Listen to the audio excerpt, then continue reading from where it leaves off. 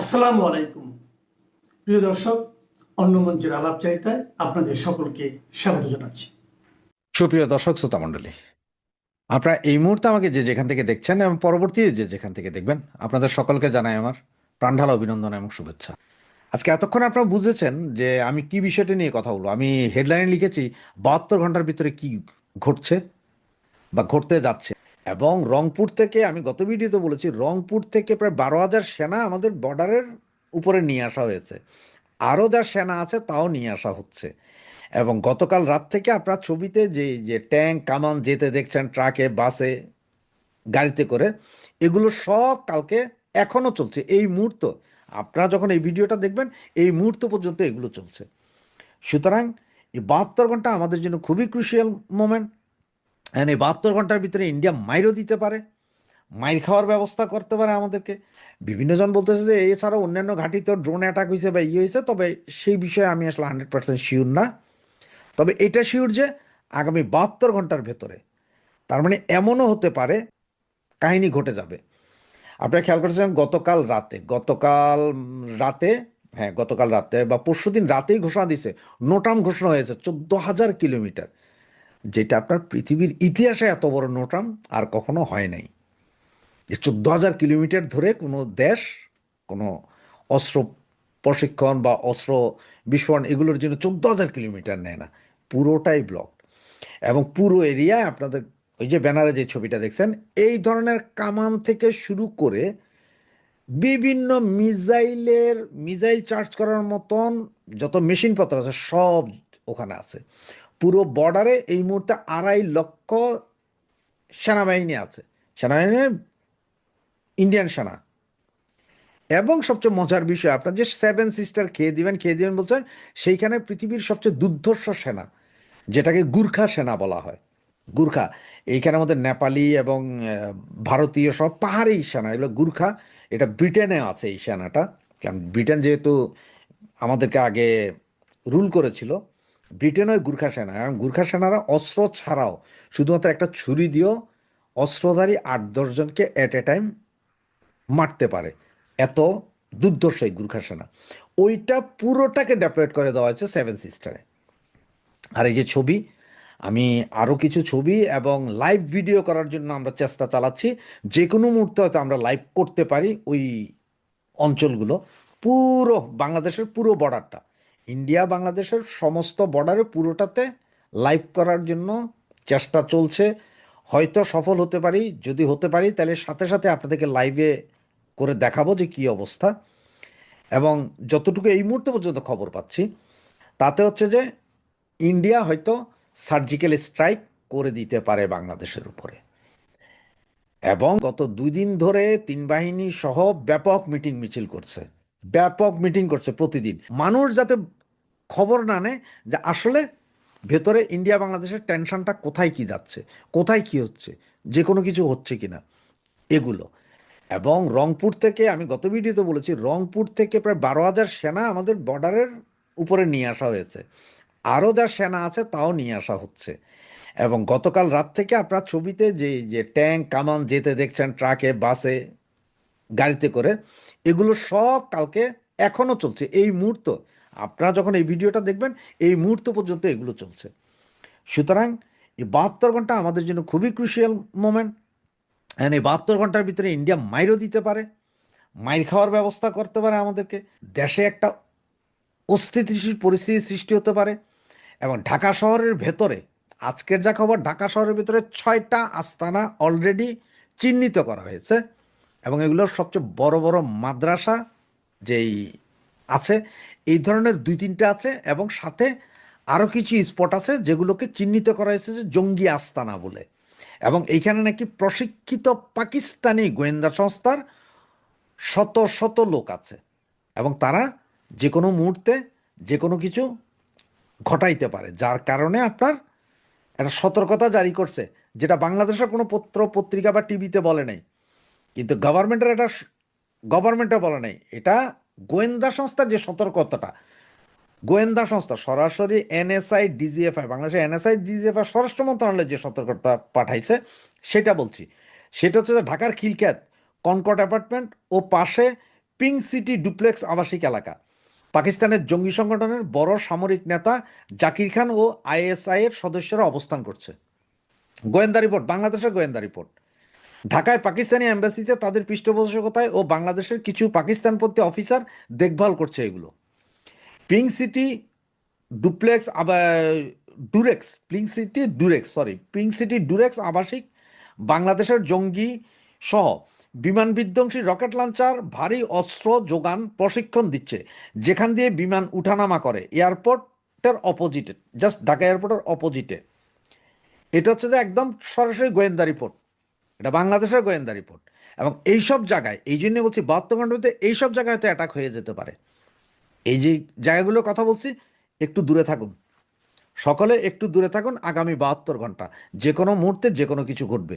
আর যদি তেমন আরও কিছু আপডেট আসে, যখনই আসবে সাথে সাথে আপনাদেরকে লাইভ টেলিকাস্ট করার চেষ্টা করব। বললেন আপনি ওয়ার্ড কমিটির নেতা, কি যে আমার ভাবির ছেলেরা ওয়ার্ড কমিটির নেতা মানে কি বিশাল কিছু। তো আজকাল তো ওয়ার্ড কমিটির নেতা হইতেই 5 লক্ষ 10 লক্ষ 20 লক্ষ টাকা লাগে। আমি বিএনপি যখন ক্ষমতায় ছিল না, এই মুশতাক সরকারের ছিল না, তখনই একটা জেলার ছাত্র দলের একটা সাধারণ পোস্ট পেতে আমি জানি 5 লক্ষ টাকা লেগেছে। তাহলে এখন তো তারা ক্ষমতায়, তাদের কত লক্ষ লেগেছে। তো এগুলো তাদের এগুলো বিনিয়োগ উঠায় নিতে হবে না? আরেকটা কারণে হয়তো বলেছে, আপনি হয়তো জানেন যে চরমনাই পীর সাহেব যে আছেন, যাকে আমি আদর করে দুষ্ট লোকেরা বলে চামড়ানাই পীর, সেই চামড়ানাই পীর বা চরমনাই পীর কিন্তু আওয়ামী লীগকে শাহী চাঁদাবাজ বলেছিলেন, আর বিএনপি কে বলেছেন ছেঁচড়া চাঁদাবাজ। তা আমার মনে হয় এইটা রাগ করছে তারা, যে আওয়ামী লীগকে শাহী চাঁদাবাজ বললো হুজুর সাহেব, আর বিএনপি কে ছেঁচড়া চাঁদাবাজ বললো, এটা ইজ্জত চলে যায় না?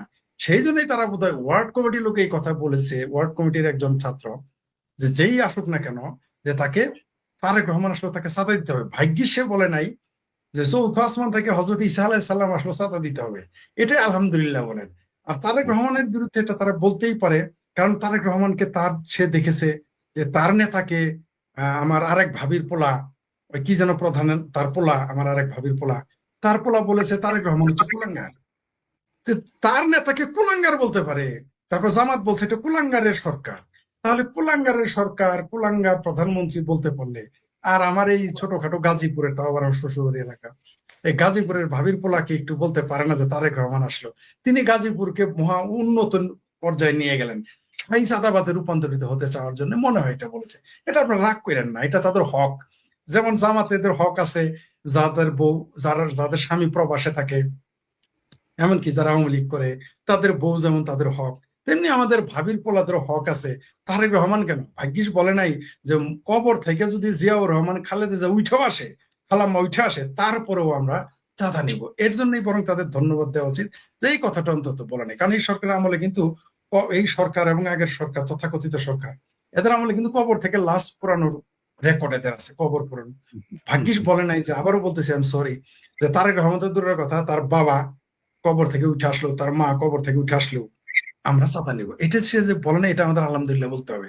আর আর ওই যে জামাতেরা বিএনপির বিরুদ্ধে অভিযোগ করেছিল, যারা হইলো সিএনজির দোকানে চাঁদা নেয়, বাস স্ট্যান্ডে চাঁদা নেয়, আমার মনে হয় এটা তাদের মনে পছন্দ হয় না। একটু উন্নত মানের চাঁদাবাজ হতে চেয়েছে, মানে এরা বাঁশের চাইতে কঞ্চা বড় হয়ে গেছে তাই তারা বলে, তরমুজের চেয়ে বিচি বড় হয়ে গেছে তাই বলে যে তারেক রহমান আসলেও চাঁদা দিতে হবে। এর মাধ্যমে প্রমাণ হয়ে গেছে যে দেশটাই যে আমরা দাবি করতেছি, বা যারা সমালোচক আলোচক দাবি করতেছে দেশের অবস্থা খুবই খারাপ, আমাদের কথারই কিন্তু সাক্ষী দিচ্ছে এই ভাবির বলারা, তারেক রহমানের তাদের জাতীয় ভাইয়া। আরেকটা কারণে কিন্তু বলতে পারে, যেহেতু তাদের জাতীয় ভাইয়া, হয়তো ভাইয়া, ছোট ভাইয়া, ভাইয়াদের প্রতি তো আবদার থাকতেই পারে। আর যদি কোনো কারণে তারেক রহমানকে দুলাভাই মনে করে, তাহলে তো আবদার আরো বেশি। সুতরাং এদের প্রতি আমাদের রাগ করা যাবে না। এরা বরং, এরা যদি, বললাম তো, এরা কবে না জানি বলে বসে চৌথ আসমান থেকে যদি ঈসা আলাইহিস সালাম আসে, তারপরে চাঁদা দিয়ে, নামতে সময় চাঁদা দিতে হবে, উঠতে সময় চাঁদা দিতে হবে, এটা বলে দিতে পারে। এতে রাগ করেন না। আমরা আমরা দেখেছি ফরিদ ভাই যে গত ইউনূস সরকার আমলে চাঁদাবাজিটা শিরায় শিরায় পৌঁছেছে, বাট এইবার কিন্তু বিএনপি সরকারের বা বিএনপির লোকজন চাঁদাবাজিকে শিল্পের পর্যায়ে নিয়ে গেছে, একদম কোষে কোষে সেলে পর্যন্ত চাঁদাবাজিটা পৌঁছে গেছে। মোটামুটি একদম গ্রামের চায়ের দোকান থেকে শুরু করে কৃষি কাজ থেকে শুরু করে এমন কোন সেক্টর নাই যেখানে চাঁদাবাজিকে শিল্পের পর্যায়ে তারা নিয়ে যায়নি। তারা শুধু ওইখানে না, বিয়ের গেট করার জন্য তারা টাকা চাঁদা নিয়েছে জানি, জানাজা দিতেও চাঁদা নিয়েছে জানি, কবর দিতেও শুনেছি চাঁদা নিয়েছে। এদের শিল্পের পর্যায়ে নিয়ে গেছে, আপনি ঠিকই বলেছেন। অনেকে বলেছে মিরগুড়া, ভাগ্যিস ওটার নাম মীর জাফর, মীর জাফর রাখে নাই, রাখতে চায় না কিনা এটা আবার দেখেন, কারণ এদের কাছে মীর জাফরও তাদের শ্রেষ্ঠ ব্যক্তি হইতে পারে, অস্বাভাবিক কিছু না। আসলে এই যে নাম পরিবর্তনের যে একটা খেলা, এটা দৃষ্টিকটু। আপনি যেটা বললেন যে নতুন একটা ইউনিয়ন তারা তৈরি করুক, কারণ বাংলাদেশ আয়তন তো আর বাড়বে না, কিভাবে করবে? তাই ঘোলে দুধের সাথে আর ঘোলে মিটাবে। একজনের কথা বললেন তার মায়ের নামে করতে চাচ্ছে, বরং এটা এটা হলো ওই লোকের চেয়ে একটু উন্নত, মানে খারাপের মধ্যে একটু উন্নত, আর নিজের পোলা পানের নামে রাখে নাই, অন্তত মায়ের নামে রেখেছে। আরেকজন তো শ্বশুরের নামে রাখতে চাচ্ছে।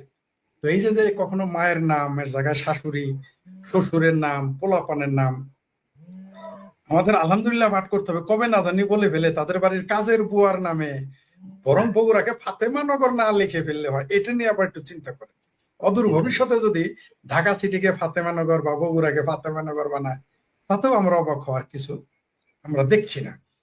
আসলে দেখেন, আবার দেখেন সেখানে প্রতিমন্ত্রী নাকি তিনি সাফাই গাইতে গিয়ে বলেছেন এটা নাকি কাকতালীয়।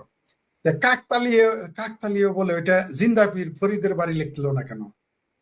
ফরিদের নাম লিখতো, আমার নাম লিখতো, আপনার মোল্লা বাড়ি লিখতো, বা জিয়া করিম করিম বাড়ি লিখতো।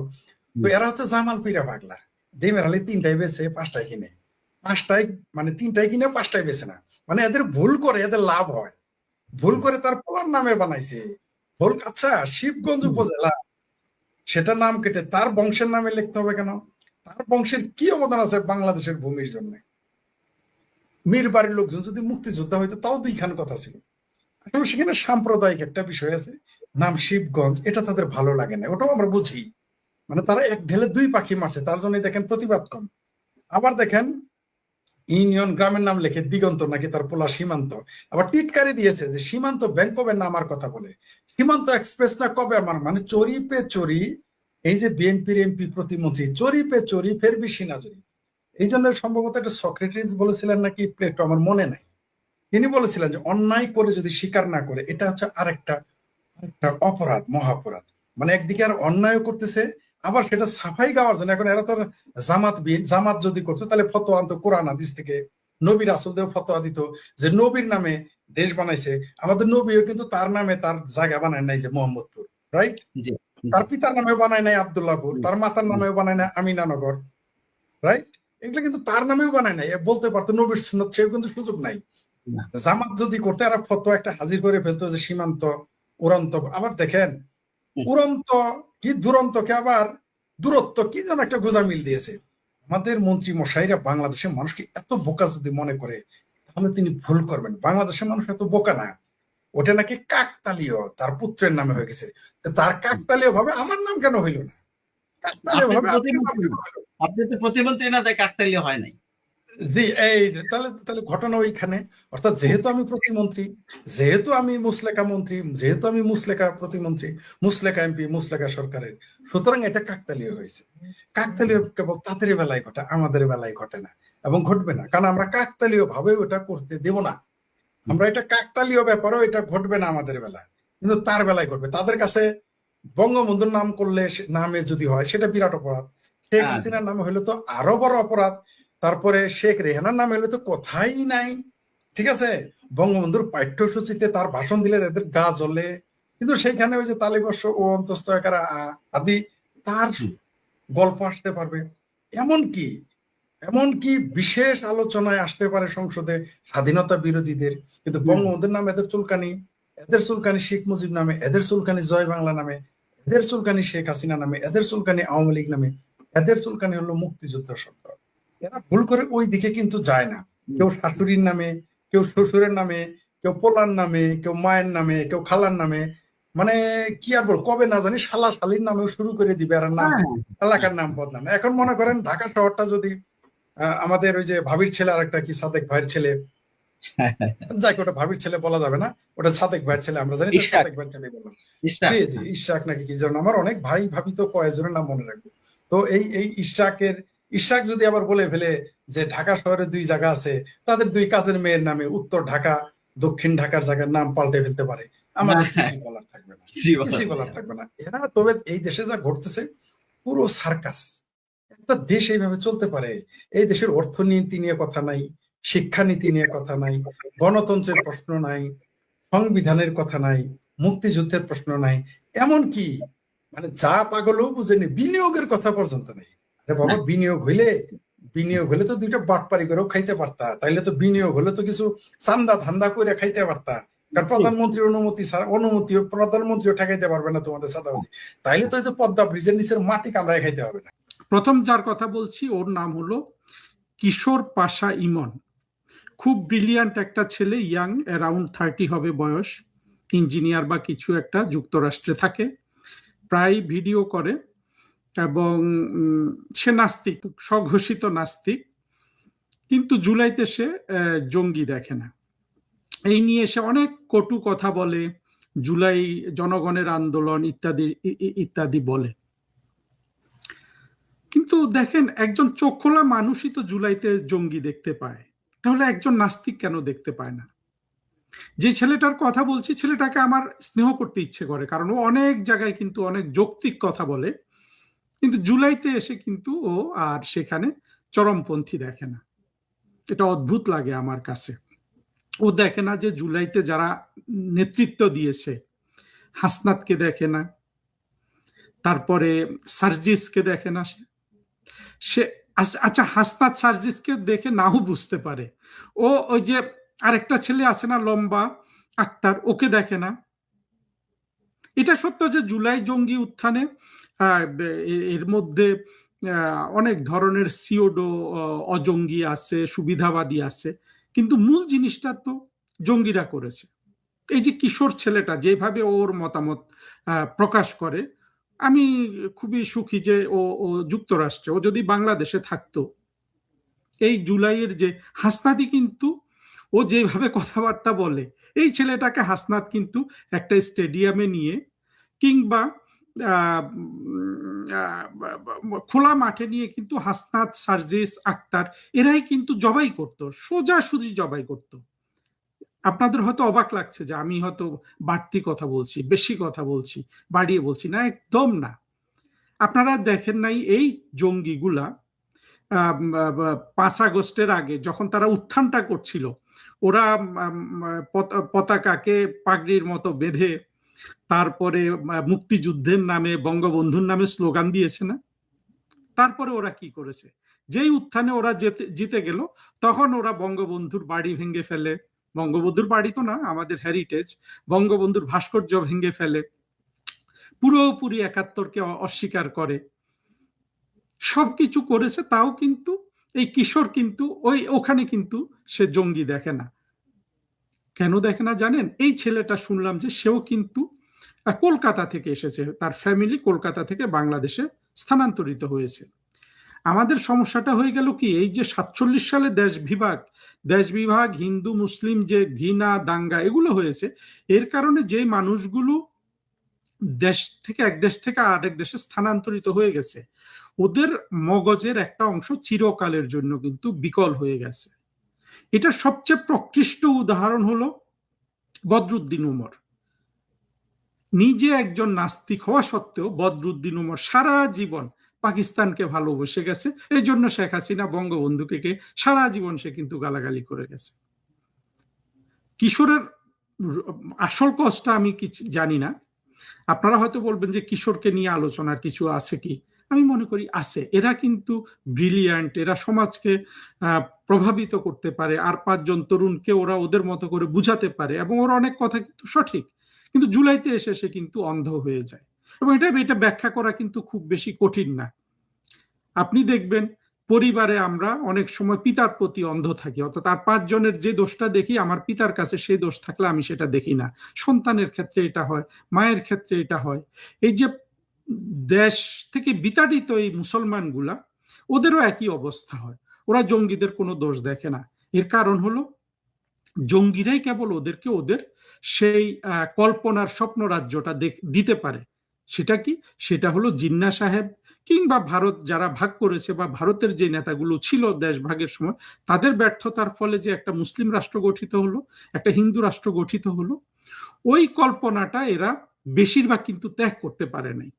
অনেকে ত্যাগ করেছে, বঙ্গবন্ধু ত্যাগ করেছে, আমরা অনেকেই ত্যাগ করেছি, কিন্তু ওরা পারে নাই, ফরহাদ মজহার পারে নাই, আমাদের মুক্তিযুদ্ধের সময় চীনারা পারে নাই। আমাদের এক সময় কিন্তু ধারণা ছিল যে বাংলাদেশ যেহেতু আমরা একটা সেকুলার রাষ্ট্র করছি, ফলে সকল সেকুলার মানুষ বাংলাদেশকে মেনে নিবে।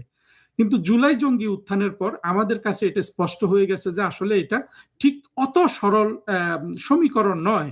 নাস্তিক, সেকুলার সবাই কিন্তু ওই পাকিস্তান মানসিকতার মধ্যে আবদ্ধ হয়ে আছে, অনেক সংখ্যক। আবার অনেক কিন্তু আমাদের আমরা যে প্রগতিপন্থী একটা ধর্মনিরপেক্ষ আধুনিক গণতান্ত্রিক রাষ্ট্র করতে চেয়েছিলাম সেখানে এসছে।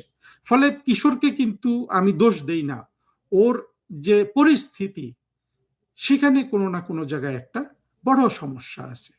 দ্বিতীয় যে শিক্ষক, তার নাম হলো টরিক, কি টরিক ভুলে গেছি, বাট টরিক, সে বোধহয় প্রবাসে থাকে, সেও কানাডা বা এসবে থাকে, সে লাল বদর কথাটা শুনতে রাজি নাই। সেইটা বলেছে কি মোশাররফ করিমকে কেউ ধাওয়া টাওয়া দিয়েছে, কোথাও না দিয়েছে জানি না, সেটা নিয়ে। দেখুন, এটা ঠিক যে জুলাই জঙ্গি উত্থানে কিছু মানুষ অংশগ্রহণ করেছে, সমর্থন দিয়েছে, ফেসবুকে লিখেছে, সেই মানুষগুলো কখনো সার্জিস, হাসনাত, আক্তার এই ধরনের আত্মঘাতী চরমপন্থীদের সাথে যেতে পারবে না, তাদের দুই পক্ষের সেই আদর্শ না। কিন্তু বেশিরভাগ কিন্তু যেতে পারবে। আমি অনেককে চিনি যারা যেতে পারবে না, অনেককে চিনি। এই মঞ্জুরে টরিক যে ও কিন্তু সহজে চলে যেতে পারবে প্রথম সুযোগে, কিন্তু সুবিধা হয়ে গেছে কি এই মঞ্জুরে টরিক কোনো একটা মানে এখন একটা ভ্যাকুয়াম পেয়ে সে অলরেডি আওয়ামী লীগের ইন্টেলিজেন্সিয়া বা বুদ্ধিজীবী শ্রেণীতে বসে গেছে। এই বসে যাওয়ার ফলে ও এখন আওয়ামী লীগকে সবক দিতে পারে। কিশোরেরও সবক দেওয়ার একটা দেখি যে মানে খুব আগ্রহ, মঞ্জুরে টরিকেরও সবক দেওয়ার খুব আগ্রহ। কেন ভাই আপনারা মোশাররফ করিমকে এত বড় করে দেখছেন কেন? জুলাই আমাদের রাষ্ট্রের হৃৎপিণ্ডে আঘাত করেছে। এই হৃৎপিণ্ড, আমরা মরে যেতে পারতাম এই জুলাইতে, আমি ফিজিক্যালি না মরলেও আমার রাষ্ট্রটা মরে যেতে পারত। আল্লাহর অশেষ রহমতে জুলাই ব্যর্থ হয়ে গেছে। পিনাকি, তাজ হাসমি যেইভাবে এই আক্তার, সার্জিস, হাসনাতদের উস্কানি দিচ্ছিল যে সবাইকে এখনই মেরে ফেলো, শফিক রেহমান যেভাবে উস্কানি দিচ্ছিল সবাইকে এখনই নিয়ে এসে মেরে ফেলো, সবাইকে বলছিল, ইউনুসকে বলছিল যে আপনার হাতে এখন নেপোলিয়নের তলোয়ার, সবাইকে কতল করে ফেলেন। ওরা কতল তো করে ফেলতেও পারত, কিন্তু সংখ্যা কত কতল করবে? কতল এখনো করছে না, করছে তো। এই যে সবাইকে কতল করতে পারলো না, সেখানে তো ওরা ব্যর্থ হয়ে গেছে। এটা তো আসলে আমাদেরকে মেরে ফেলার একটা চেষ্টা ছিল, আমাদেরকে মারতে ব্যর্থ হয়ে গেছে। এখানে তো একটা ট্র্যাজেডি আসবে সামনে। সেই ট্র্যাজেডি তো এই পরাজিত শক্তি, মুক্তিযুদ্ধের পরাজিত শক্তিরা জুলাই জঙ্গি উত্থানে বিজয়ী হয়ে বা আন্দোলন করে সেখানে তারা সফল হয়ে গেছে, তারাই এই ট্র্যাজেডিটা শুরু করেছে। সেটা নিয়ে আমার আজকের আলোচনা না। আমার আজকের আলোচনা হলো যে এই যে কিশোর বা টরিক, এই বুদ্ধিজীবীগুলা কি করে আওয়ামী লীগকে জ্ঞান দিতে আসে। জ্ঞান দিতে আসে কি জানেন? ওরা ভেবেছে যে আওয়ামী লীগের তো একটা এখন চুপ মেরে গেছে, ওরা আবার বুদ্ধিমান, ওরা বুঝে গেছে যে আওয়ামী লীগ তো ক্ষমতায় চলে আসবে। এই জন্য ওদের আক্রমণ হলো আসলে যে আওয়ামী লীগের যেই নেতারা এখন চুপচাপ আছে, ওরা ধরে নিচ্ছে যে এরা সরে যাবে এবং এই লোকগুলা এই নেতৃত্ব পর্যায়ে কোনো না কোনো একটা সিট দখল করবে। কিন্তু জিনিসটা কি এত সহজ? হ্যাঁ, আওয়ামী লীগের অনেক নেতা নিয়ে অনেক কথা আমরা বলেছি, সবাই বলতে পারি, কিন্তু আমাদেরকে তো এটাও মানতে হবে যে শেখ হাসিনা বাংলাদেশকে একটা ভিখারির রাষ্ট্র থেকে একটা মধ্যমায়ের রাষ্ট্র কিন্তু এই নেতাগুলোকে নিয়ে করেছে, যত দোষ আমরা এদের দেই না কেন। আর ওনারা কি সবাই চুপছে? মানে আমি তো দেখি যে সবাই কিন্তু এর মধ্যে কথা বলেছে, কেউ বেশি বলেছে, কেউ কম বলেছে। প্রধানমন্ত্রী শেখ হাসিনা বলেছেন যে এটা একটা পরিশুদ্ধতা চলছে প্রাকৃতিক ভাবে, কিন্তু এদের কিন্তু অস্থিরতা আছে যে এই সব জায়গাগুলা দখল করার জন্য। অদ্ভুত ব্যাপার। কিন্তু ওরা আসলে একটা কল্পনার রাজ্যে আছে। টরিক, পাশা, এরা সবক দিতে আসে, এরা আসলে আওয়ামী লীগের কার্যক্রমটা দেখতে পাচ্ছে না। আচ্ছা বলুন তো, শেখ হাসিনা কি বসে আছে? শেখ হাসিনা তো আওয়ামী লীগের সভানেত্রী। এদের আবার সবার আক্রমণ, বিশেষ করে পাশা টাশায়, ও ছোট মানুষ, বললাম না বেশি কথা, আক্রমণের জায়গা হলো শেখ হাসিনা। শেখ হাসিনা ৭৮ বছর বয়সে বসে নাই, এবং আমরা যারা গভীরভাবে পর্যবেক্ষণ করছি, আমরা আওয়ামী লীগের কার্যক্রম দেখতে পাচ্ছি, ওরা দেখতে পাচ্ছে না। আর অন্য নেতারা চুপ থাকবে না কেন বলুন তো? আমরা দেখছি না যে শেখ হাসিনা দিন রাত আওয়ামী লীগের তৃণমূলের নেতা কর্মীদের নিয়ে মিটিং করছে না? তো সেখানে তো আওয়ামী লীগের অন্য এই তৃণমূল এবং শেখ হাসিনার মাঝখানে যে নেতারা আছেন তারা তো এখানে পর্যবেক্ষক। আওয়ামী লীগের যদি প্রধানমন্ত্রী শেখ হাসিনা যদি 2 বছর বক্তৃতাটা টানা দেন, তাহলে ওই 2 বছর অন্য নেতারা কেন কথা বলবে? এটাই তো স্বাভাবিক। শেখ হাসিনা যেইভাবে আওয়ামী লীগের এখন কার্যক্রম করছেন, এটা তো উনি, আল্লাহ ওনাকে ওই ক্ষমতা দিয়েছে, উনি হয়তো 2 ঘন্টা 3 ঘন্টা উনি বিশ্রাম নিয়ে বাকি সময়টা তো উনি বক্তৃতায় দিচ্ছেন বা শুনছেন অন্যদের কথা। তো এই সময় অন্য নেতারা কথা কেন বলবে? এই যে সবাই চুপ আছে, অনেকের মনে সন্দেহ, অনেকের মনে লোভ। কেউ দেখছে মানে যারা ভবিষ্যতে অন্যায় করেছে, আওয়ামী লীগের লোকজনকে মেরেছে, তারা দেখছে যে ভয় দেখছে, আর অনেকে সুবিধা মনে করছে যে এই আমার জন্য একটা মোক্ষম সময় এখানে ঢুকে যাওয়ার। এত সহজে এটা হবে না। এটা আওয়ামী লীগের সভানেত্রী গত 2 বছর উনি লাগাতার বক্তৃতা দিচ্ছেন, ফলে অন্য কেউ এখানে বক্তৃতা দিবে না, এটাই স্বাভাবিক। এটাই হলো পার্টির নিয়ম, এটাই হলো এইভাবে শৃঙ্খলাটা চলে। কিন্তু ওদের সহ্য হচ্ছে না। ওরা মনে করছে যে, কেউ মনে করছে আওয়ামী লীগ অনেক দুর্বল, কেউ মনে করছে আওয়ামী লীগের এখানে ঢোকার সুযোগ আছে। এত সহজে আসলে এটা হবে না। ফলে টরিক, পাশা এরা যেসব কথা বলছে এগুলোতে, তবে আওয়ামী লীগের তৃণমূলের কর্মীরা কিন্তু এইদের ফেসবুক যেখানে ওরা বক্তৃতা দেয়, ওখানে গিয়ে যেই পরিমাণ গালিগালাজ ওদেরকে করে, ওদের লজ্জা থাকলে ওরা আসলে দ্বিতীয়বার এই কাজগুলো করতে আসবে না, এই আওয়ামী লীগকে সবক দেওয়ার জন্য আসবে না। আর ভাই টরিক, আপনাকে জিজ্ঞেস করছি, মোশাররফ করিম কে? আমি বলছি না যে মোশাররফ করিমকে মারতে হবে বা কিছু করতে হবে।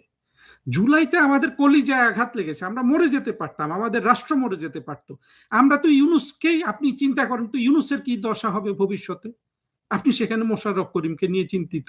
আরো কিছু কিছু উপদেশ দানকারী দেখলাম যে ওই যে হাসনাত, এরা যে আবার লন্ডনে গিয়ে আরেকটা চমক সৃষ্টি করেছিল, হাসনাত আর সাদেক নামে দুই জঙ্গি, বলে যে আওয়ামী লীগ এগুলা করছে, কি অর্জন করছে? ভাই বাংলাদেশের দিকে তাকান। প্রধানমন্ত্রী তারেক রহমানের সরকার একই রকম স্টিম রোলার আওয়ামী লীগের উপর চালিয়ে যাচ্ছে। প্রতিদিন আমরা কত খবর দেখছি, আওয়ামী লীগের এই তৃণমূলের এই অবহেলিত কর্মীরাই কিন্তু খবরগুলো আমাদের দিচ্ছে কিভাবে অত্যাচার করতেছে বর্তমানে এই তারেক রহমানের সরকার। একই ধারাবাহিকতায় কিন্তু চলে আসছে। ওই যে পিনাকি তাজ হাসমি বলছিল না যে এখন ইউনূসের হাতে নেপোলিয়নের তলোয়ার, সেই তলোয়ার তো তারেক রহমানও ধরে রেখেছেন, তাই না? একই অবস্থা কিন্তু আওয়ামী লীগের উপর কিন্তু স্টিম রোলার চলে যাচ্ছে।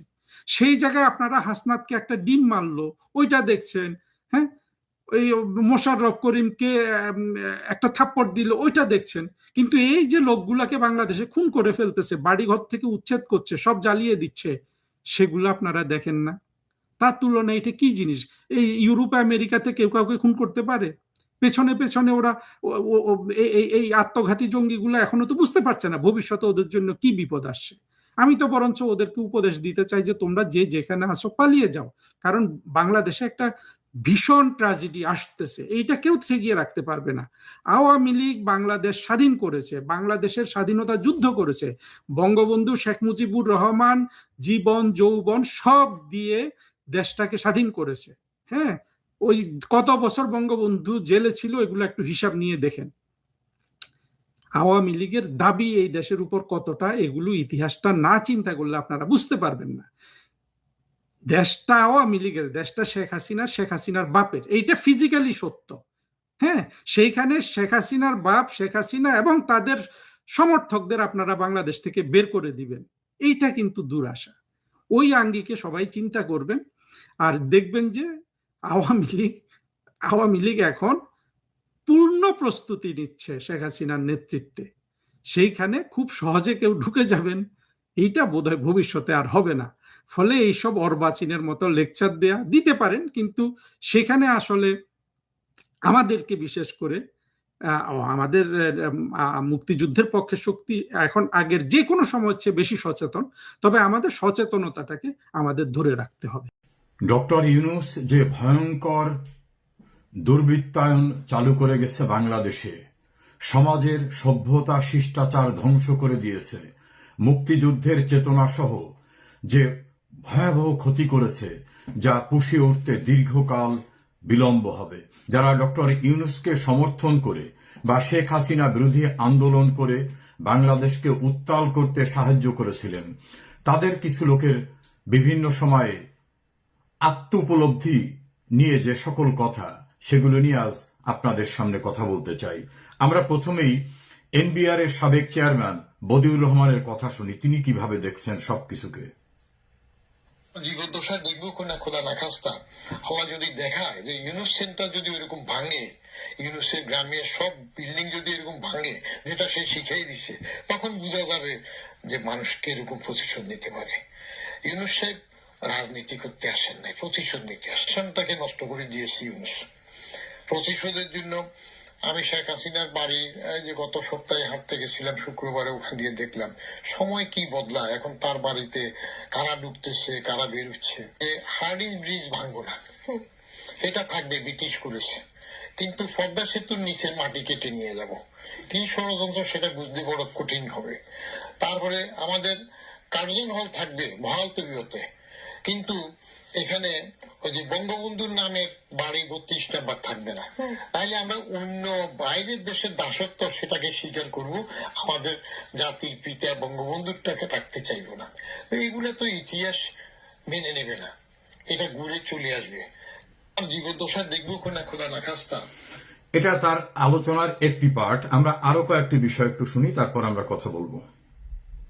32 নম্বর ভাঙার জন্য যদি প্রধান কাউকে দায়ী করতে হয়, তাহলে ইউনূস, তার স্বরাষ্ট্রমন্ত্রী, তার সভাসদে আরো যারা ছিল, তাদের যারা কোনো যদি সংশ্লিষ্ট থাকে, কোনো ইয়ে নেই। আমি বলছি, তুমি যেই কাজ করেছো তোমার উপর সেই কাজই হবে। তোমার ইউনূস সেন্টার গুলো এভাবে ভাঙা হবে, তোমার গ্রামীণ ফোন, গ্রামীণ ব্যাংক ভাঙা হবে, এটাই হতে বাধ্য। 32 নম্বর ভাঙার জন্য যদি প্রধান কাউকে দায়ী করতে হয়, তাহলে ইউনূস, তার স্বরাষ্ট্রমন্ত্রী, তার সভাসদে আরো যারা ছিল। এটা আমরা আনিস আলমগীরের কথা শুনলাম। আমরা আরো কয়েকটি ভিডিও শুনে তারপরে কথা বলি। একজন চরম অসভ্য যে নারীর যৌনাঙ্গ নিয়ে স্লোগান দেয়, তাকে বীরে পরিণত করার ঘটনা নিয়ে ডক্টর বদিউর রহমান কি বলছেন? ওসমান হাদি বীর হইল কেমনি সেটাই তো আমি এখনো বুঝি নাই। গণ আন্দোলনে অংশগ্রহণ করছে, আমরা করিনি। আমরা কি কবা চষছি? 69-এ আমরা চষে বেড়াইছি না? দেশ স্বাধীন করেন বঙ্গবন্ধু, জাতির জনক, তার 570 দিয়ে গোসল হয়। হাসিনাকে কারা পাঠাইলো, কোথায় আলাপ করে পাঠাইলো, কিভাবে আরেক দেশে পাঠাইলো, সেগুলো তো এখন বাসুরের নাম নিতে মুখে মানা। জিয়াউর রহমান সাহেব বলছে যে বঙ্গবন্ধু এত মহান ব্যক্তিত্ব, তাকে মূল্যায়ন করবে ইতিহাস। আমার পক্ষে তাকে মূল্যায়ন করা সম্ভব নয়। কার্জন হল থাকবে বহাল তবিয়তে, কিন্তু তিনি ওই যে কথাগুলো আমি প্রথমে বললাম, সেটা আমরা আরো কয়েকটি ভিডিও কন্টেন্টস দেখি, তারপর আমরা কথা বলি। আওয়ামী লীগকে আপনি বন্ধ করে দিবেন, তারা সুযোগ পাইলে ডিম মারবে না, সুযোগ পাইলে জানাজা গিয়ে জয় বাংলা স্লোগান দিবে না, সুযোগ পাইলে মিছিল করবে না, এটা তো হয় না। একসময় তো একটা বিরক্ত হয়, তখন আপনি দেখবেন যে না, আসলে তো এটা শক্তি। কোন একটা শক্তিকে যদি আপনি জোর করে দমায় রাখতে চান, তাহলে সেই প্রকাশের জন্য একভাবে না একভাবে বেরোবে। খরস্রোতা নদীতে বাঁধ দিয়ে পানি আটকাতে পারবে না, ওটা পার ভেঙে চলে যাবে। কিংবা পারও যদি শক্ত করে বাঁধেন, তাহলে সেখানে বিদ্যুৎ উৎপাদন হয়ে যাবে। এখন আওয়ামী লীগের মতো একটা শক্তিকে আপনি নাজাইজ করে দিলেন, পোলা ফাইনে যমুনার সামনে যাইয়া ভেসকি দিল, তখন ইউনূস তার কথা পাল্টালো। ইউনূস আগে কি বলছিলেন যে আমরা কোন রাজনৈতিক দল নিষিদ্ধ করব না। বাজার, বাংলাদেশ জাতীয়তাবাদী দল, এরা তো সবসময় বলছে রাজনৈতিক দল নিষিদ্ধ হবে না, কিন্তু দুইজনই তো কথা রাখে না। আর বাজার সরকার গঠনের পরে সবচেয়ে নিকৃষ্ট এবং ন্যাক্কারজনক কাজ করলো, আওয়ামী লীগ নিষিদ্ধ করে। এটা বাজারদের জন্য ভালো হয় নাই। তার জন্য এখন তাকে নিষিদ্ধ করে দিবেন, নিষিদ্ধ করে রাখবেন কোথায়, সামাল দিবেন কেটে? এই শক্তিগুলো তো রয়ে গেছে। একমাত্র দল তৃণমূলে জন্ম, আওয়ামী লীগ, তো সেটার তো তৃণমূলে সাপোর্ট রয়ে গেছে। বাজারদের জন্য ক্যান্টনমেন্টে, জিয়াউর রহমান সাহেব ক্যান্টনমেন্ট থেকে এসে করছেন, জাফা জাতীয় পার্টির জন্য ক্যান্টনমেন্টে। হ্যাঁ, তো ওগুলো এখন সুর পাল্টায় এইসব কথা বলবে, কিছু ভালো কথা বলবে, মানুষের ভালো লাগবে। কিন্তু আমি যেটা পরিষ্কারভাবে আমার ক্ষুদ্র জ্ঞানে রাজনীতির পর্যবেক্ষণ থেকে বলি যে একটা মারাত্মক কাজ করেছে বাজার আওয়ামী লীগের নিষিদ্ধ করে। আপনি যখন একটা রাজনৈতিক দলকে নিষিদ্ধ করে রাখেন, আপনি যখন তার সমস্ত কার্যক্রম নিষিদ্ধ করেন, তাকে অবরুদ্ধ করে রাখেন, অবদমন করেন এবং তার নেতা কর্মীদেরকে জেলে দেন, তাদের উপর নির্যাতন আসে, তারা যেখানে যাচ্ছে তাদেরকে মফ করেন, তারা বিদেশে পালিয়ে আছে, অনেকেই তাদের দেশে ফিরতে পারছে না, বাড়িতে যেতে পারছে না, এরকম একটা বিস্ফোরকমূলক পরিবেশে আপনি দেশে যখন কথা বলতে পারছেন না, বিদেশে তো পারে, বিদেশে তো আপনি বাধা দিতে পারেন না। তো বিদেশে এটা হবে, এবং এই হওয়াটা এই একটা দুইটা না। ইউনুস যেখানে যেখানে যাবে সেখানে তাকে ডিম মারার জন্য লোক তৈরি থাকবে, যতই সে এখানে নিক, প্রোটেকশন নেই। হাসনাত আব্দুল্লাহরা কিংবা তাদের দলের অন্যরা যে যেখানে যাবে একই কায়দায় চলবে। জামাতকে হয়তো ওভাবে দিবে কিনা আমি জানি না, কিন্তু এই দুই দল টার্গেটেড থাকবে। কারণ এরা যা কিছু করেছে, প্রতিহিংসার রাজনীতিকে বাংলাদেশের মধ্যে বীজ বপন করেছে, এরা মব সংস্কৃতি চালু করেছে, এরা যেটা করেছে সেটা তাদেরকে দেওয়া হবে। আওয়ামী লীগের মতো একটি বৃহৎ রাজনৈতিক দলকে নিষিদ্ধ। আমরা আনিস আলমগীর এবং বদিউর রহমানের কয়েকটি ক্লিপ শুনলাম, আমি আর একটা ক্লিপ শুনে আমার কথাগুলি বলবো। তো ইতিহাস মেনে নেবে না, এটা ঘুরে চলে আসবে। কারণ ঘুরে ঘুরে যেটা আসবে, আমি বঙ্গবন্ধু সম্বন্ধে আমি খালেদা জিয়া এবং জিয়াউর রহমান দুইজনেরই অ্যাটিটিউড দেখেছি। জিয়াউর রহমান সাহেবকে এক মুক্তিযোদ্ধা জিজ্ঞেস করছিলেন একবার যে আপনি বঙ্গবন্ধুকে কিভাবে মূল্যায়ন করেন। ওই মুক্তিযোদ্ধা নিজে আমাকে বললো এক পবিত্র জায়গায় যাওয়ার পরে, বলে যে জিয়াউর রহমান সাহেব বলছে যে বঙ্গবন্ধু এত মহান ব্যক্তিত্ব, তাকে মূল্যায়ন করবে ইতিহাস, আমার পক্ষে তাকে মূল্যায়ন করা সম্ভব নয়। তাদের ব্রেনের মধ্যে তো ওটাই আছে, মৌদুদিবাদী আছে, তাদের ব্রেনের মধ্যে তো জিন্নাই আছে। আপনি কি দেখেন নাই যে এই গত 18 মাসে ঢাকা বিশ্ববিদ্যালয়ে জিন্নার জন্মদিন পালন করা হয় না? তো ইতিহাস মেনে নেবে না। আমরা আরেকটি ক্লিপ দেখে তারপর আমরা কথা বলি। আলিরিয়াজের মতো লোকটোক বাইরের থেকে এনে এখানে দেশটাকে আরো পিছিয়ে দিই। মানে ট্রাম্পের সাথে বেয়াদবি করতে যাবেন, হুট করে ওই যে ভেনিজুয়েলার মতো উঠে নিয়ে যাবে, কি করবেন? আরে বাতিল করার জন্য আপনার শক্তি আছে কিনা সেটা দেখতে হবে। আপনি ট্রাম্পের সাথে চুক্তি বাতিল করতে পারলে পরের দিন আপনার সরকার থাকবে কিনা। আলিরিয়াজের মতো লোক।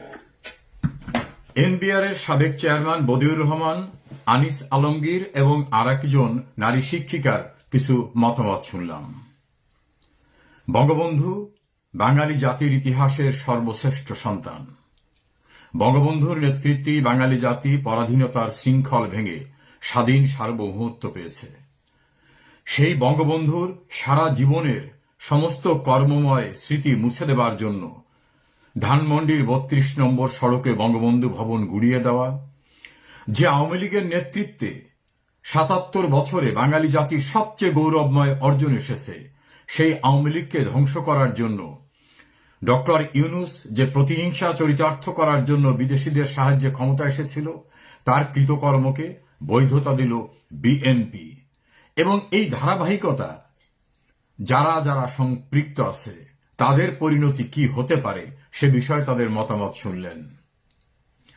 ইতিহাস কাউকে ক্ষমা করে না।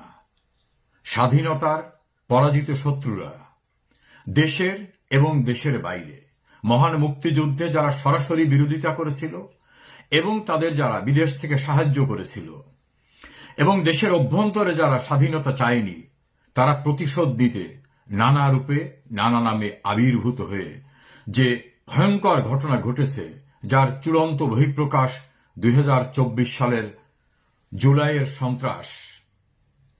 সেই সন্ত্রাসে এই সভ্য সমাজটা ধ্বংস হয়ে গেছে। বেয়াদব অসভ্যদের প্রতিষ্ঠিত করা হয়েছে, অসভ্যদের কালচারকে প্রতিষ্ঠিত করা হয়েছে, অসভ্যদেরকে জাতীয় বীর নামক খেতাব দেওয়া হয়েছে, বাঙালি জাতির পুণ্যস্থান ধ্বংস করে দেওয়া হয়েছে। ইতিহাসের পুনরাবৃত্তি অনিবার্য। এই ঘটনার প্রায়শ্চিত্ত তাদের করতেই হবে, সেদিন খুব দূরে বলে আমার মনে হয় না। BNP is a government of non decision makers government হয়ে গেছে। এবং তারা একটু রাজাকার, একটু মুক্তিযুদ্ধ, একটু পাকিস্তান, একটু অমক অমক ভারত, এগুলো গ্রহণ করতে গিয়ে তারা আসলে কোনো পক্ষেই থাকতে পারছে না। আপনার জুলাই শহীদদের পরিবার এবং জুলাই আহতদের আপনি লক্ষ লক্ষ টাকা দেন, আপনি দরকার হলে আরেকটা ডিপার্টমেন্ট বানান, আপনি যদি বানায় ঠিক রাখতে পারেন, কিন্তু আপনি মুক্তিযুদ্ধ মন্ত্রণালয়কে কোনো অবস্থাতেই কোনো বিতর্কের মধ্যে রাখা যাবে না যে ডক্টর ইউনূস, আসিফ নজরুল, রিজওয়ানা, শুভ্র সহ টোটাল এই গ্যাং এরা যে পাকিস্তানি চেতনার অনুচর। কারণ পুরা বঙ্গভবনের গেটের সামনে আপনার আবু সাইদের ছবি, কেন 16 ডিসেম্বরে কেন আবু সাইদের ছবি থাকবে? এবং পুরা বিজয় দিবস যেন মনে হচ্ছে বিধবার বাড়িতে এসছি আমি। গত পরশুদিনও দেখলাম মাননীয় প্রধানমন্ত্রী জামাত সম্পর্কে বলেছে যে 71-এ ওরা কি করেছে আমরা জানি। ধন্যবাদ জনাব প্রধানমন্ত্রী, আপনাকে প্রাণঢাল অভিনন্দন বারবার এইগুলো কথা বলার জন্য, কিন্তু আপনার সরকারের কার্যক্রমে তো এটার প্রতিফলন থাকতে হবে। আপনি বিএনপির একটা মেন্টাল প্রবলেম হয়েছে কি, বিএনপি মনে করছে মুক্তিযুদ্ধ আর আওয়ামী লীগ একে অপরের পরিপূরক। নো, আপনি যদি মুক্তিযুদ্ধকে খালি আপনার ভোটে জিতার জন্য ব্যবহার করেন আর জামাত ইসলামকে রাজনৈতিকভাবে কোণঠাসা করার জন্য বলেন, সেটা আপনি বলতে পারেন ধন্যবাদ, কিন্তু আপনি বাস্তবে মুক্তিযুদ্ধ নিয়ে কাজ করবেন না। এইটা বিশ্ব পাটপাট ডক্টর ইউনূসের 8ই আগস্ট রাষ্ট্র ক্ষমতায় যাওয়ার পর থেকেই এই একটা কুৎসিত কদর্য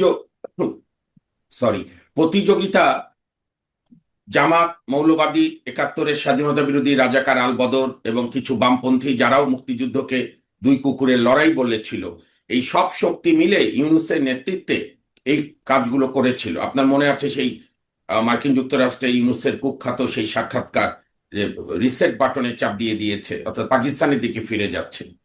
আমরা বারবার ভেবেছিলাম, এখনো ভাবতে চাই, কারণ বারবার তো স্বপ্নভঙ্গ হয়, যে বিএনপি সরকারের কার্যক্রম, বিএনপি সরকার ডক্টর মোহাম্মদ ইউনূসের সরকারের এক্সটেনশন নয়, বা দুষ্টুজনেরা যে বলে জুন 2025-এ তারেক রহমান এবং বর্তমান প্রধানমন্ত্রীর সঙ্গে লন্ডন বৈঠকই সবকিছু হয়ে গেছে, আমরা এটা বিশ্বাস করতে চাই না। কিন্তু ক্রমান্বয়ে যত কাজ দেখছি আমরা বিএনপি সরকারের, মনে হচ্ছে ইউনূসেরই জাস্ট এক্সটেনশন। আপনি যে জিনিসটা বললেন আমারও চোখে পড়েছে, এর চাইতে দুঃখজনক আর কিছু নেই।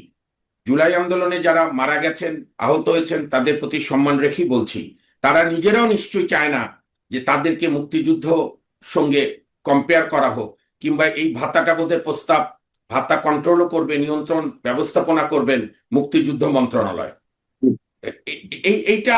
এইটা অত্যন্ত বিএনপির, দেখেন আমি বারবার বলি যে মানুষ আমরা সাফল্য চাইলেও হবে কি, বিএনপির সিদ্ধান্তহীনতায় ভুগছে।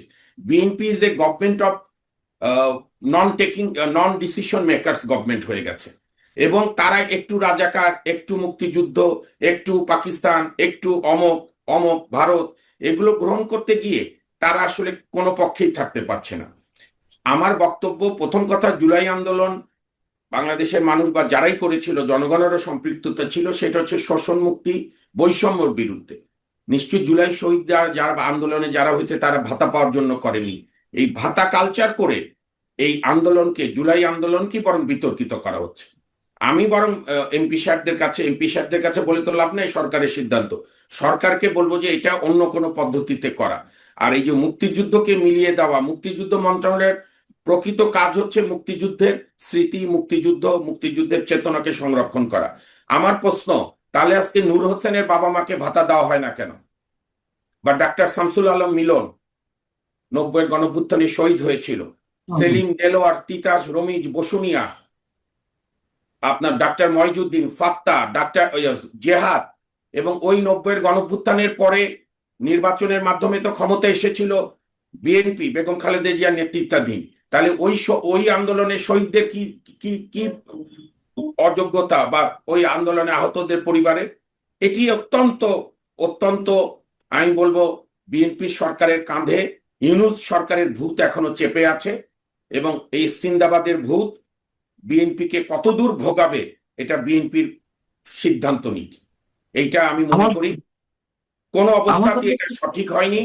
এইটা মুক্তিযুদ্ধকে, আমি পরিষ্কার বলি, মুক্তিযুদ্ধকে বা 24-এর গণ আন্দোলনকে সেই শক্তি মুক্তিযুদ্ধের সঙ্গে তুলনা করতে যায় যারা 71-এ মুক্তিযুদ্ধে হেরে গিয়েছিল, যারা পাকিস্তানি হানাদার বাহিনীর দোসর ছিল, আমার মা বোনকে পাকিস্তানিদের কাছে গনিমতের মাল বলেছে। আর আমরা যেরকম তরুণ প্রজন্মের মুক্তিযোদ্ধা, আপনি সহ আরো আমাদের পরের প্রজন্ম মুক্তিযোদ্ধা, নাহিদদের প্রজন্ম আমাদের মুক্তিযোদ্ধারা আছে, কিন্তু ওই প্রজন্মেই সেই রাজাকাররা, চেতনার রাজাকার আছে যারা 47, 71, 24-কে মিলাতে চায়। কাজে আমি বিশ্বাস করি নিশ্চয়ই পাকিস্তান বিএনপি রাজাকারদের চেতনাকে ধারণ করে না, তাহলে কখনোই এই উদ্যোগ নেবে না 71-এর সঙ্গে 24-কে কম্পেয়ার করার। না, কিন্তু হচ্ছে তো আমাদের কথা হচ্ছে যে আপনি যেমন বলেন যে 90-এর গণ আন্দোলনের শহীদরা তাহলে ভাতা পায় না কেন, কেন এই আন্দোলনকে এইভাবে তুলনা করা হচ্ছে 71-এর সঙ্গে বা ভাতা দেওয়া হচ্ছে। আমার কথা হচ্ছে যে ঠিক না, জুলাই আন্দোলনে যারা নিহত হয়েছেন তাদের যদি অসীম একটা গুরুত্বের সঙ্গে বা সম্মানের সঙ্গে কেউ দেখতে চায় দেখুক, তাদের 2 লাখ টাকা 5 লাখ টাকা করে দিক প্রতি মাসে, আমাদের কোনো আপত্তি নেই, যে যেমন পারে সেভাবে করুক রাজনীতি। কথাটি হচ্ছে যে সেই মুক্তিযুদ্ধ মন্ত্রণালয়ের অধীনে আমাদের যারা সূর্য সন্তানেরা 71-এ শহীদ হয়েছেন অথবা 71-এ মানে যুদ্ধাহত হয়েছেন, সেই মুক্তিযোদ্ধাদের এক কাতারে নিয়ে যাওয়ার এই মানে এটি কি একটা পরিকল্পনা যে তাদের ভাতাও 20,000 টাকা, এদের ভাতাও 20,000 টাকা এবং একই মন্ত্রণালয়ের অধীনে, মানে আপনার কি মনে হয় যেটা মানে খুবই পরিকল্পনার সঙ্গে 71-কে ম্লান করে দেওয়ার যে অভিযোগটি প্রথম থেকে উঠেছিল সেটি এখনো অব্যাহত আছে? অবশ্যই, অবশ্যই। এবং এইটা বিএনপির জন্য আমি এই সিদ্ধান্তের তীব্র নিন্দা করি। দেখেন, যে কোনো মৃত্যুই আমাকে কষ্ট দেয়, আমার বাংলাদেশের নাগরিক হোক চাই বিশ্বের নাগরিক হোক। এবং জুলাই আন্দোলনে যারা হত্যার শিকার হয়েছে, এখন কে মেরেছে এটাও তো এখনো সিদ্ধান্ত হয়নি, কোনো তদন্ত হয়নি। আমি বলি এই প্রয়াসটা আমি দেখেছিলাম 2024-এর 16 ডিসেম্বরে মহামান্য রাষ্ট্রপতি, আমরা সুপ্রিম কোর্টে যারা সিনিয়র লয়ার আমাদেরকে আমন্ত্রণ জানিয়েছিলেন, আমরা বিজয় দিবসে গিয়েছিলাম বঙ্গভবনে। ওইখানে গিয়ে মনে হলো, আমি প্রথম টের পেলাম সরাসরি, আমি তো আর রাষ্ট্রের কার্যক্রমে যুক্ত থাকার সুযোগ নেই, সাধারণ নাগরিক।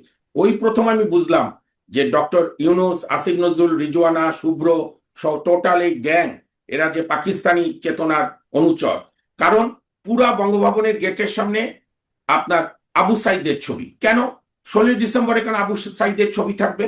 এবং পুরা বিজয় দিবস যেন মনে হচ্ছে বিধবার বাড়িতে এসছি আমি, যেটা পরবর্তীকালে গত বছর 26শে মার্চ শাহাবুদ্দিন সাহেব রাষ্ট্রপতি সুন্দর প্রাণবন্ত করেছে। আমার প্রশ্ন হচ্ছে, আপনি বলেন পান্না ভাই, আপনার দীর্ঘ অভিজ্ঞতা সাংবাদিকতার, আমরা কি 21শে ফেব্রুয়ারি যখন উদযাপন করি, আমরা সালাম, বরকত, জব্বার তাদের প্রতিকৃতি রাখি, তাদের নাম রাখি? ওইখানে তো আমরা মুক্তিযুদ্ধের শহীদদের কথা বলি না।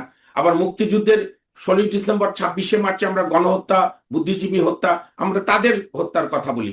আমরা তো 52 ভাষা আন্দোলনের কথা বলি না। আবু সাইদ একটা সরকারের বিরুদ্ধে তার গণতান্ত্রিক অধিকার আদায়ের আন্দোলন করেছে, সেটা নিয়ে পক্ষ বিপক্ষ থাকতে পারে, কিন্তু আপনি বিজয় দিবসে আবু সাইদের প্রতিকৃতি সারা বঙ্গভবনে।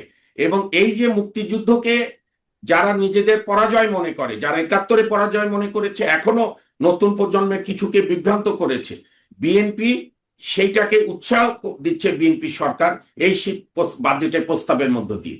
এবং এটা খুব দুঃখজনক, বেদনাদায়ক। আপনি ঠিকই বলেছেন, আপনার জুলাই শহীদদের পরিবার এবং জুলাই আহতদের আপনি লক্ষ লক্ষ টাকা দেন, আপনি দরকার হলে আরেকটা ডিপার্টমেন্ট বানান, আপনি যদি বানায় ঠিক রাখতে পারেন। কিন্তু আপনি মুক্তিযুদ্ধ মন্ত্রণালয়কে কোনো অবস্থাতেই কোনো বিতর্কের মধ্যে রাখা যাবে না। তাহলে 90-এর গণ আন্দোলনের কি হবে? 96-তে কেয়ারটেকার সরকারের জন্য যে কত লোক শহীদ হয়েছে, তাদের আন্দোলনের কি হবে?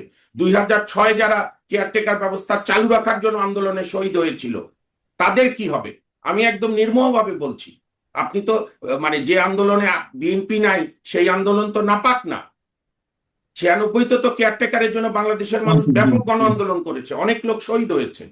2006 শহীদ হয়েছে বিএনপি সরকার, তদানীন্তন বিএনপি সরকার যে কেয়ারটেকারকে পলিউট করার চেষ্টা করেছে বিচারপতিদের বয়স বাড়িয়ে দিয়ে, এবং বিএনপির সাবেক আন্তর্জাতিক বিষয়ক সম্পাদক প্রধান বিচারপতি KM হাসানকে প্রধান উপদেষ্টা করার জন্য পুরো ব্যবস্থাকে হুমকির মুখে ঠেলে দিয়েছিল। কারণ আমরা যে যখন আমাদের সরকাররা ক্ষমতায় থাকে, কেউ ক্ষমতা ছাড়তে চায় না। তো কাজে সব আন্দোলনকেই তাহলে আপনি একটা করে মন্ত্রণালয় খুলে দেন, কিন্তু মুক্তিযুদ্ধ মন্ত্রণালয় তার সঙ্গে কোনো কম্পেয়ার হবে না, তাদের এই কাজের মধ্যে ঢোকানো ঠিক হবে না, এটার আমি তীব্র নিন্দা জানাই। সেটা তো জাতীয় পর্যায়ে ঠিক হবেই না, কিন্তু এর মধ্যে দিয়ে কি বিএনপিও খুব বেশি লাভবান হচ্ছে? বিএনপি মনে হচ্ছে এই আন্দোলনের সঙ্গে যারা জড়িত তাদের অনেকখানি কি বলা যায়, এটিকে তাদের সমর্থন অটুট রাখতে এই কাজগুলো করে যাচ্ছে, নাকি বিএনপি আসলে ভুল পথে যাচ্ছে কিনা, আপনার কি মনে হয়? হ্যাঁ, বিএনপি ভুল পথে যাচ্ছে, এবং বিএনপি আমি আবারও বলি 3 মাস তো পার হয়ে এখন বোধহয় 4 মাসের ঘরে পা দিয়েছে, 4 মাসও শেষের পথে। বিএনপির সিদ্ধান্তহীনতায় ভুগছে, আর যাই সিদ্ধান্ত নিচ্ছে চরম বিতর্কিত, চরম প্রশ্নবিদ্ধ। যেরকম এটার প্রস্তাব দিয়েছে বাজেটে, কারণ বাজেটে সরকারি দল প্রস্তাব দিলে তো সেটাই পাস হয় সংখ্যাগরিষ্ঠতার জোরে। আমাদের তো এমপিদের সেই স্বাধীনতা হয়নি যে বাজেট নিয়ে দলের হুইপিং এর বাইরে আলাপ করবে। কাজেই এইটা বিএনপির জন্য সঠিক হচ্ছে না। জনগণ তার দৃষ্টিতে তার মতো করে সে তার শহীদদের স্মরণ রাখবে, কিন্তু বিএনপি সরকার বিপদে পড়বে। না, এই দলের প্রতিষ্ঠাতা সাবেক রাষ্ট্রপতি জিয়াউর রহমান তিনি নিজেও একজন বীরুত্তম, এবং আজকে যিনি প্রধানমন্ত্রী তার মানে নিশ্চয় তার চেয়ে আমাদের দরদটা বেশি নয় জিয়াউর রহমানের প্রতি। তিনি তো তার সন্তান সরাসরি, তাই না? তার বাবা একজন মুক্তিযোদ্ধা এবং একজন সেক্টর কমান্ডার। মানে এই জুলাই আন্দোলনে যারা নিহত হয়েছেন, আহত হয়েছেন, তাদেরকে তার বাবার সাথে তুলনা করবেন? এটি কোন বিবেচনায়? দেখেন, আপনি তো রাজনৈতিক কারণে এগুলো করলে তো আপনার সরকার বিতর্কিত হবে, আমরা তো চাই না। গত পরশুদিনও দেখলাম মাননীয় প্রধানমন্ত্রী জামাত সম্পর্কে বলেছে যে 71-এ ওরা কি করেছে আমরা জানি। ধন্যবাদ জনাব প্রধানমন্ত্রী, আপনাকে প্রাণ ঢাল অভিনন্দন বারবার এগুলো কথা বলার জন্য। কিন্তু আপনার সরকারের কার্যক্রমে তো এটার প্রতিফলন থাকতে হবে। আপনি বিএনপির একটা মেন্টাল প্রবলেম হয়েছে কি, বিএনপি মনে করছে মুক্তিযুদ্ধ আর আওয়ামী লীগ একে অপরের পরিপূরক। নো, আওয়ামী লীগের নেতৃত্বে মুক্তিযুদ্ধ হয়েছে, আমরা সেই জন্য আওয়ামী লীগকে সম্মান করি। কিন্তু আওয়ামী সরকারের নানা ব্যর্থতা, নানা ব্যর্থ শাসন, স্বৈরাচারী শাসন থেকে যা যা হয়েছে তার তো মানুষ প্রতিবাদ করেছি। আপনারা কেন মুক্তিযুদ্ধকে আওয়ামী লীগের হাতে ছেড়ে দিচ্ছেন? আবার দেখেন, শেখ হাসিনা একটা কথা প্রায় বলতো যে দেখো আমি যখন থাকবো না তখন বাংলাদেশের মানুষ বঙ্গবন্ধুর অপমান দেখতে হবে, বাংলাদেশে মুক্তিযুদ্ধের স্মৃতিস্তম্ভ ভাঙবে, বাংলাদেশের শহীদরা অপমানিত হবে। আমরা কিন্তু তখন অনেক সময় বলেছি কেন আপনি ছাড়া কি মুক্তিযুদ্ধ হয় না, মুক্তিযুদ্ধ সংরক্ষণ হয় না? কিন্তু ডক্টর ইউনূস তো পাকিস্তানি অনুচর, পরিষ্কার কথা, আসিফ নজরুল থেকে শুরু করে সব, রিজওয়ানা, শুভ্র, ওই গ্যাং যা আছে। কিন্তু বিএনপি তো মুক্তিযুদ্ধের কথা বলেই ভোট করেছে। বিএনপি যে তার বিপুল ভোট পেয়েছে শুধু তার একার ভোট না, যারা মুক্তিযুদ্ধে বিশ্বাস করে, যারা মনে করে এই দেশ শাসন করবে, মুক্তিযুদ্ধের বিশ্বাস দলগুলো, তাদের একটা বিশাল অংশের ভোটে সে এই জামাতের, এই আপনি দেখেছেন তো ইসলাম ব্যাংক থেকে বের হয়েছে 22,000 কোটি টাকা নাবিল গ্রুপের মাধ্যমে তারা সংগ্রহ করে 22,000 কোটি টাকা নির্বাচনে খরচ করেছে ইসলাম ব্যাংকে ধ্বংস করে দিয়ে। কাজে তার বিরুদ্ধে মানুষ জিতলো তো এই কারণে, বিএনপিকে জেতালো। এবং বঙ্গবন্ধুর শাসক বঙ্গবন্ধুর আপনি অসংখ্য সমালোচনা করেন, বর্তমান প্রধানমন্ত্রীর প্রয়াত পিতা শহীদ রাষ্ট্রপতি জিয়াউর রহমান তো তার শাসনামলে একটি শব্দ বঙ্গবন্ধুকে নিয়ে বলেনি, বরং আমাদের দৃষ্টি স্মরণে আছে, আর্কাইভ খুললে পাওয়া যাবে। 79 সালের পার্লামেন্টের প্রথম সেশনে রাষ্ট্রপতি জিয়াউর রহমান ভাষণ শুরু করেছিল 2 নেতার প্রতি শ্রদ্ধা জানিয়ে, বঙ্গবন্ধু শেখ মুজিব এবং মৌলানা আব্দুল হামিদ খান ভাসানী। কাজে বিএনপি এই যে মুক্তিযুদ্ধ বা বঙ্গবন্ধুকে যে আওয়ামী লীগ দলীয়করণ করে যে অভিযোগ আমরা সবাই দেই, সেখান থেকে মুক্ত করার তো একটা সহজ পথ এখনো আছে। বিএনপি পরিপূর্ণভাবে মুক্তিযুদ্ধকে ধারণ করুক, বঙ্গবন্ধুকে মুক্তিযুদ্ধের মহান স্থপতি তাজউদ্দিন আহমেদের নেতৃত্বে মুক্তিযুদ্ধের সরকার, জিয়াউর রহমান, খালেদ মোশাররফ, কর্নেল তাহের সহ বীর সেক্টর কমান্ডাররা, এই এই আমার মনে হয় বিএনপির মধ্যে এখনো জামাত আছে, তাদের পলিসি মেকিংও গুপ্ত জামাত সুপ্ত জামাতের প্রভাব রয়ে গেছে, এইটা মুক্ত হওয়া দরকার। আমরা অনুষ্ঠান শেষ করবো, তার আগে আর দু একটু বিষয় আপনার কাছে জানতে চাই। সেটি হচ্ছে আপনি আবু সাইদের কথা বলছেন যে বিজয় দিবসে বঙ্গভবনের গেটে আবু সাইদের ছবি, এবং সেটা নিয়ে সমালোচনা হয়েছে, আপনি নিজে আবার সেটি তুললেন। আরেকটু নতুন তথ্য নিশ্চয় আপনার জানা আছে, এর আগেও হয়তো অনেকের সঙ্গে আলোচনা করেছি। আমাদের যে পাসপোর্ট, সেই পাসপোর্টে তো নানান পর্যায়ে পরিবর্তন করা হচ্ছে, এক্সেপ্ট ইসরায়েল শব্দগুলো উঠিয়ে দেওয়া হচ্ছে, সেটা আবার পুনঃপরিবর্তনের চিন্তা ভাবনা করা হচ্ছে। আবার এখানে বিভিন্ন আমাদের যে ঐতিহাসিক ছবি যুক্ত ছিল পাসপোর্টে, সেগুলো কিছু কিছু তুলে দেওয়া হচ্ছে, কিছু কিছু রাখা হচ্ছে। সেখানে আবু সাইদের ছবিও নাকি সংযোজিত করা করার প্রস্তাব করা হয়েছে, হয়তো সেটি হবেও। মানে আমি আসলে জানি না যে আমরা আসলে কত দ্রুত আমরা 47 দিকে ফেরত যাচ্ছি। আরেকটা বিষয় আপনার কাছে জানতে চাওয়া, সেটা হচ্ছে জামাতের একজন এমপি জাতীয় সংসদ ভবনে জাতীয় সংসদে দাঁড়িয়ে তিনি দাবি করলেন তিনি মুক্তিযুদ্ধের শহীদের সন্তান। ওই সংসদ সদস্যের নাম হচ্ছে আব্দুল মুনকাতিব, জামাতের সংসদ সদস্য। কিন্তু অনুসন্ধানে জানা গেল যে তার বাবা জীবিত আছেন। সংসদে দাঁড়িয়ে মুক্তিযুদ্ধকে নিয়ে নিজের বাবাকে এইভাবে দাবি করে, এটা কোন পর্যায়ের মিথ্যাচার? দেখেন, এটা দিয়ে আরেকবার প্রমাণ হলো, দুটা বিষয় প্রমাণ হলো যে আমাদের বাঙালির 1000 বছরের শ্রেষ্ঠ অর্জন জাতির জনক বঙ্গবন্ধু শেখ মুজিবুর রহমানের নেতৃত্বে এবং তাজউদ্দিন আহমেদের সফল মন্ত্রিসভার মাধ্যমে যে 30 লাখ শহীদ এবং 2 লাখ মা বোনের সম্ভ্রমের বিনিময়ে যে মুক্তিযুদ্ধ, এটি অম্লান এবং এটি সবসময় বাঙালি জাতির মণিকোঠায় থাকে। এখন জামাতের হয়েছে কি, জামাত মুক্তিযুদ্ধকে কি মাথায় রাখবে না বুকের মধ্যে রাখবে, নাকি তাদের যেটা আসল উদ্দেশ্য পায়ের তলে রাখবে, এইটা জামাত খেই হারায় ফেলছে। যে কারণে এই এমপি সাহেব, তার আমি দেখেছি তার জন্ম 81 সালে, আর সে বলছে মুক্তিযুদ্ধের শহীদের সন্তান। জনাব এমপি সাহেব, আপনি যদি শহীদের সন্তানও হন, কিন্তু দা মোমেন্ট আপনি স্বাধীনতা বিরোধীদের দলে নাম লিখিয়েছেন, ওই যে আমাদের প্রখ্যাত সব্যসাচী সাহিত্যিক প্রয়াত হুমায়ুন আজাদ সাহেব লিখেছিলেন যে মুক্তিযোদ্ধা সবসময় মুক্তিযোদ্ধা থাকে না, সেও রাজাকার হয়ে যায়, আর রাজাকার সবসময় রাজাকার। তো জনাব এমপি সাহেব, আপনার এখনই উচিত ওই দল ত্যাগ করে আপনি বিএনপি বা আপনার যে মুক্তিযুদ্ধে বিশ্বাসী যে দল ভালো লাগে সেই দলে যোগদান করেন। আর তার চেয়ে বড় কথা, পার্লামেন্টের ফ্লোরে আপনি কি অবুঝ শিশু? আপনি এরকম একটা জাতিকে বিভ্রান্তিকর তথ্য দিলেন। আপনি কি মনে করছেন এটা 1971 সাল যে ইয়াহিয়া খানের কন্ট্রোলে টেলিভিশন আর বাংলাদেশে ঠেটা মালিককা বলেছিল যে পাকিস্তানের দালাল আপনার মালিক মন্ত্রিসভা, যে কোনো মিডিয়া নাই, কোনো সোশ্যাল মিডিয়া নাই, আপনি যা গেলাবেন আমরা তাই গিলবো। কাজে আমি এটা তীব্র নিন্দা করি মুক্তিযুদ্ধকে নিয়ে, এবং সে তো তার বাবার প্রতিও অবিচার করেছে। মুক্তিযুদ্ধে তাদের মতো লোকদের কথা কিছু এসে যায় না, কিন্তু সে তার বাবাকেও অপমান করেছে।